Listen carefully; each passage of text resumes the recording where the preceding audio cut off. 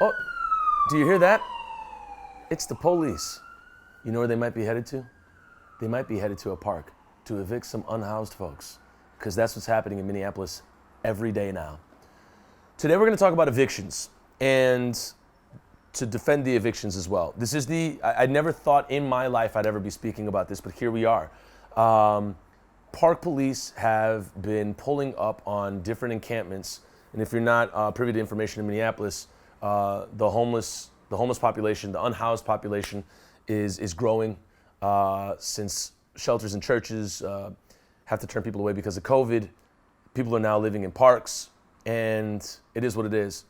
The city, so you have the state, city, Hennepin County, state, city, Hennepin County, and then park board. I could have Hennepin County and city mixed around. Anyways, the whole point being is that park police are showing up to parks, macing people that are defending unhoused folks, and just tearing up encampments. Now, I've spoken with some people that weeks ago that had a different idea about what was going on from Hennepin County, and now it's just very clear, and you really can't unsee what's happened at PV Plaza, what's happened at Loring Park, what's happened at Powderhorn Park, what's happened at I think I already said Loring Park, but what's happened in these parks, and what's been mandated is that unhoused folks can only live in certain parks. There's not enough parks for people to live in, so where do you go? So now certain parks that are being that have tents on them, they're coming through and they're bullying them out of the space. And not only are they doing it in a fashion that starts with, hey, here's a notice, and there's been 2 or 3 different notices that have been handed out to encampments. Not only are they handing out notices, then they're showing up with violent and physical force. This is one of the most embarrassing, shameful, and indignant acts I've ever seen in my life. It is absolutely, it's horrible. And I'm saying one of, not the, but it's so sad. And the one thing that I want to speak to are the actual people that are doing these things. And if you know somebody that is a park police or a park cop, I would love for you to send this to them.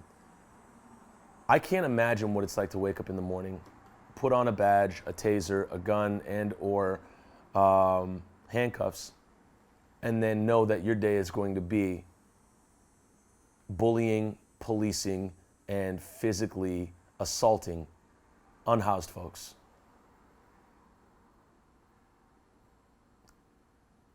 I don't think anyone's mother ever believed that their child was going to go out and do these things. I don't believe that anybody wants anybody to do that. I just don't think that I want to say natural, but that's not the right word. It's quite the opposite of what we should be doing. And when we react with punishment as opposed to rehabilitation, there is something definitely off. And there has to be some mode or lane of rehabilitation to help a society that is creating unhoused situations. There should be no physically addressing or politically addressing unhoused folks. There should be absolute. We should be addressing a culture that creates homelessness. That should be where we start. And the authorities have absolutely failed. And I know Alondra Cano, a city council member of a certain ward, has been, working towards getting some buildings. I heard in a Signal chat that I had. It's not enough, and it's too late. New leadership needs to come in. People that have actually been boots on the ground with a lot of this, and people that have been working in F12, feeding the homeless, and folks that have been really here every day. And some of them have to leave by next week because they're teachers and they got to get back to school. So that shows you where the efforts are at. If folks are showing up and not getting paid, the people that have been getting paid to make the decisions about this, they got to go. You can do something else. You can get paid to do something else, but it should not be in a role of leadership in this city where you've consistently turned out unhoused folks in a growing number. And from 2 years ago, when you had the Wall of Forgotten Natives, that was a clear sign. That was your wake-up call. And for 2 years later, for this to be happening, and nobody has applied any means of a long-term solution, let alone an immediate action, it is absolutely, it's appalling and embarrassing.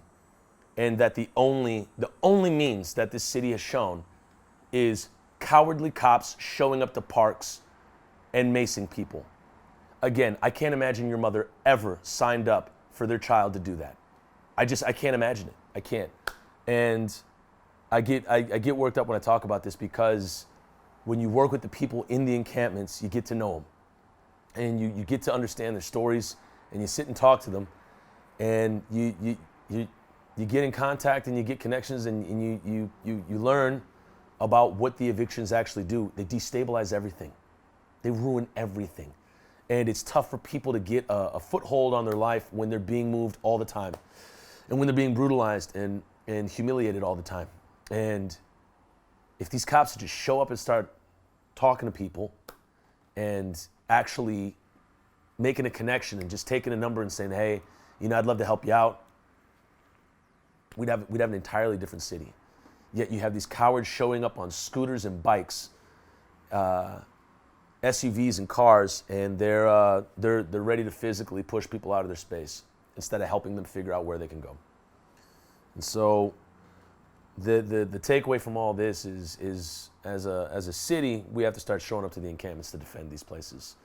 And we have to start personally one-on-one meeting these people. And that's where I started, and that's how I have a personal stake in it. Because I have friends in the encampments, and it